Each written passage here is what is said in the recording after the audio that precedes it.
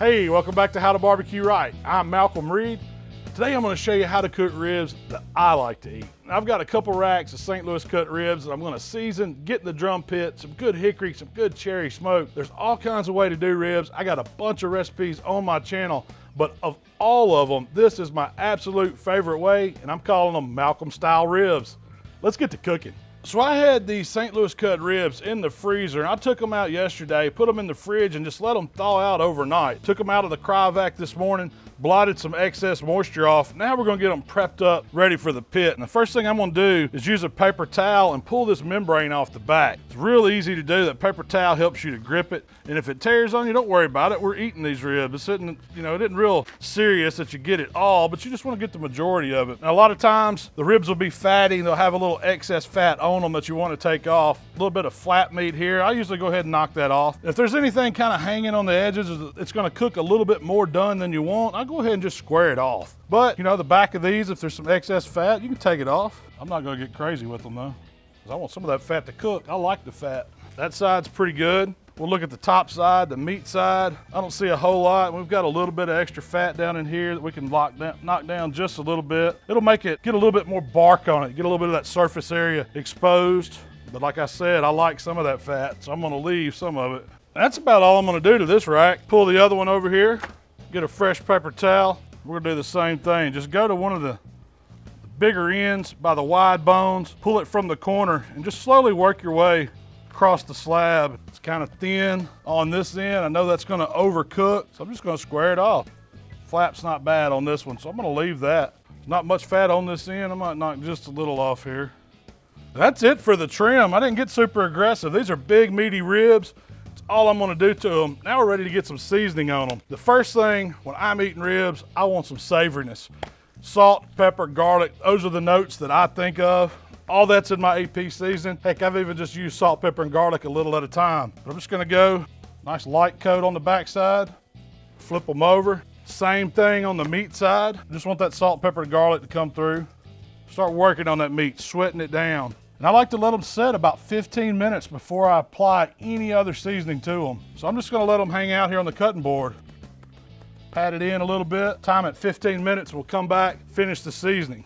So while the ribs are over there hanging out, I'm gonna go ahead and get my drum fired up. I'm starting with the fire basket outside of the drum, filling it up with some Royal Oak lump charcoal, and I cover half of the basket up for aluminum foil. I'm gonna drop in a couple tumbleweed fire starters and then put the basket down inside the drum and fire it up. Now you wanna leave the lid all the way open up all the vents. That way air's flowing through and those coals will get going. It'll take it about 15-20 minutes. Then we can shut the lid and start stabilizing the drum. Now you can see after about 15 minutes, these ribs are really starting to sweat. That's the salt working on the meat, pulling moisture to the surface of it. And it's letting those flavors from the pepper and the garlic and the salt get down in the meat. This is when you want to put my barbecue rub on. And I'm keeping it simple, man. I go back to my old trusty The Barbecue Rub, and I'm not going super heavy with it. I want those flavors, some of the sugar, some of the peppers, the paprika, the chili powder, all that to come through in these ribs. Pat it in on the backside. We're not rubbing it, we're just kind of patting it. A little more on this one. Flip them over. Same treatment on the top side. I'm not using any binders on this. I'm letting the meat sweats be the binder. Good smooth layer on top. Shake them on down, that's what I'm talking about. That looks good. We'll just lightly pat that in so it sticks to the meat. And while the drum finishes coming up, the ribs are just gonna sit here out in the air, still working on it, still pulling some moisture out of the meat, and they're gonna be ready for that pit just in about 15 minutes. All right, the fire is right where I want it. So I'm gonna drop a piece of cherry, piece of hickory smoker wood in. Also, gonna drop about half a sweet onion in there. I love the way it smells. Some of that onion's gonna go to smoke. You're gonna pick up some of that moisture from it. It's gonna get in those ribs. Really tastes fantastic. Now I'm gonna put my grate in place. And I'm just gonna give it a quick little spray with a little Pam cooking spray. You could use whatever you like there. When I get the lid shut, then I'm gonna adjust my vents. The top vent, I'm just gonna leave it cracked a little bit, and then on the intake, I'm gonna close it down. About 1/4 inch. That's gonna be perfect. We're gonna run about 275 today.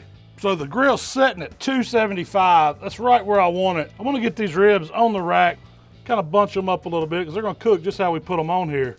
Now this one is going right over the area of the firebox where I put the aluminum foil. And I did that on purpose because I want to create that safe zone. Every 30 minutes, I'm going to come out and spin this rack so the one slab of ribs is always over that safe zone. I still get the fat dripping down, giving me that authentic pit flavor on one side, but it lets them cook even so I don't burn the bottoms up. I'm telling y'all, this smells fantastic. We got that onion going, cherry smoker wood. Now's when I want to rotate this rack. There's still moisture's coming out of them. Really don't need to spritz them at this point. We're just gonna make sure the ribs are getting even coverage over the hot spot on that firebox. Just gonna get the lid back closed and keep letting them roll.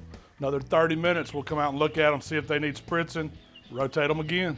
So we've been on 1 hour. It's time to give them another twist, and you can see we're starting to dry out a little bit. That's when you want to start spritzing them. So I rotated them around, and I'm going to spritz them just with plain water just because I want some moisture. I'm not trying to add any more flavor to them. Just going to try to keep the tops of them a little bit wet. Not hitting them hard, not spraying any rub off, just working on that color. And I'm just letting that fat drip down on them coals. We got the other slab of ribs right over that aluminum foil. Got that hickory, that cherry, that onion rolling. That's a good eating rib. Another 30 minutes. Time for a quick spritz and another rotate. We're starting to get some good color on these ribs.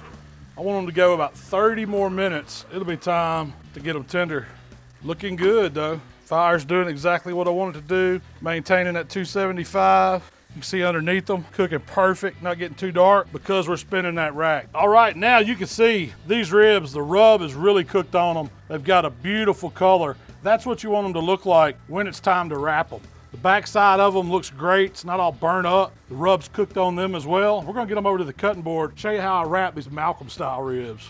So I've got a double layer of foil laid here for these ribs, and I just put them down, meat down first. And the only thing that I'm gonna put in the wrap on my ribs is some vinegar sauce. I'm skipping all the sugar, the butter, all the extra stuff, because I just really want it to have that little acidity note. We've got the flavors on the rub, the savoriness from the AP seasoning, the smoke from the cherry, the hickory. Now we've got a little bit of moisture in there, and I'm gonna lay the ribs meat down in it. On the back side, I'm not doing anything. I'm just gonna wrap them up at this point, and you wanna leave them to where you can get back in them.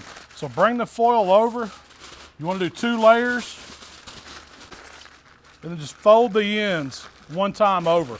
That way when it's time to check these ribs, I can open them right back up. Real simple, and check them for doneness. Same thing on the next slab, just a little bit of vinegar sauce right down the middle. And look how beautiful those ribs are already. The rubs set in on them. Flip them over on it. Super simple way to wrap ribs. We're ready to put them back on the pit. Now for these, instead of putting them over the hot side, I'm gonna put both racks over the foil side, and I'm just gonna stack them. We're gonna rotate this out as we cook them. It's gonna take about an hour, hour and a half to get these ribs tender. Every 30 minutes, I'm gonna come back and move the bottom one up, top one down, leave them off the fire. Still running 275. You don't need any more smoke at this point. We've got everything we want from that smoker wood. All right, it's been 30 minutes. It's time to rotate these ribs. I'm just gonna move one slab over, put it right on top, and move them both back. Still off the heat. We're getting that residual heat because we have that aluminum foil over the firebox. Another 30 minutes, I'll check them for doneness. All right, our ribs have been in the foil for about an hour. Now I wanna check them and look for doneness. And what I wanna see is some disintegration. I want that membrane to be cooked through. Just like this, you can see the bones. I know they're getting there, but I also want to feel them with my thermopin. So I'm going in, I'm wanting them to hit about 202. We're there, 201, 202. You can see that right there. That is the perfect doneness for these ribs. And I'm gonna call this first slab done, but I wanna wrap them back up and set them over to the cutting board just for a few minutes. I'm gonna check the lower slab.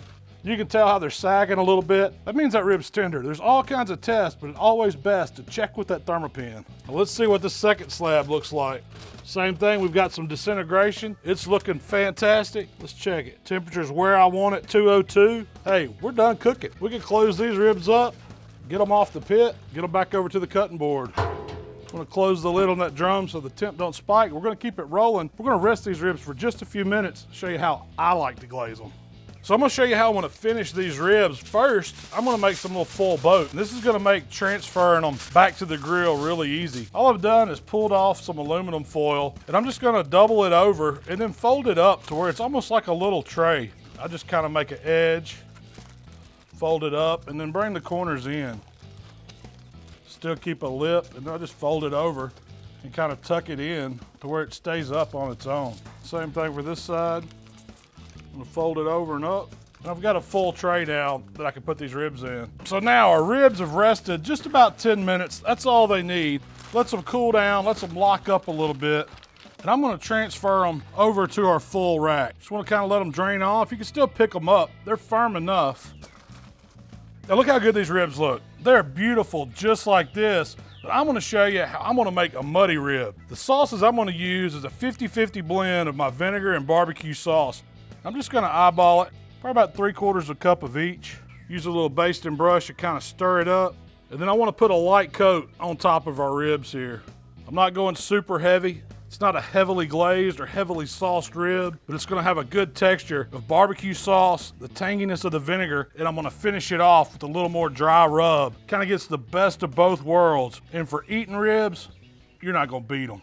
And now they get just a little more dry rub on top, creates that muddy texture. You're not going heavy. Popping them with flavor, popping them with color. The sauce is gonna blend that rub in. They're ready to go right back on the pit. Just setting them right back on the drum. And at this point, we just need about 15 minutes. Get the lid closed. I'm gonna be ready to eat some ribs. All right, so it's been about 15 minutes. I've had these muddy ribs, Malcom style, on here glazing. You can see the sauce is kind of tacked up, but it leaves some texture from the dry rub we put right on top of it. I wanna get them out, take them over to the cutting board, because I've been out here all afternoon. I'm ready to eat some ribs, the way I like them. Kind of slide it right out. Abracadabra style. These things, I know they're gonna be good. How could they be bad? Look at them. So let's cut some of these ribs up, because I'm ready to try them. What I'm gonna do is flip them over. Makes it easier to cut. You can see they are still able to pick up. The bones hold together, but I guarantee you they are tender. Just use my knife, kind of go right down them. Easy cutting ribs, there's nothing to it. Now we're just gonna flip them back over, put them back together. Oh, you want to come apart a little bit? That's okay. That's okay. I'm still going to eat you. I see one right here with my name on it coming out. I mean, just look at that rib. That is beautiful. Smoke ring. It's juicy, packed full of flavor, muddy on top, not overly seasoned, not overly sauced. Now the moment of truth.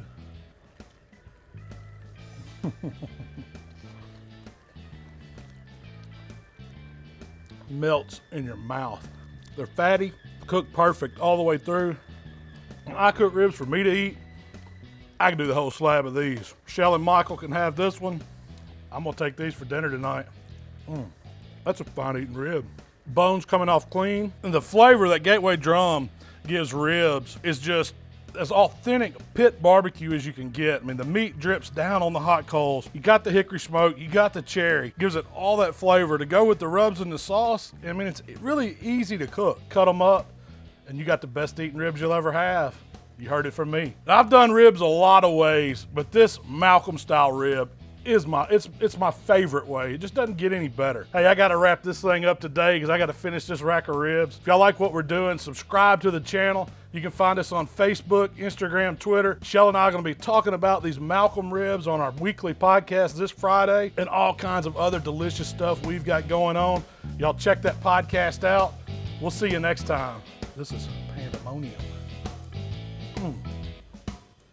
Be the man, you gotta beat the man.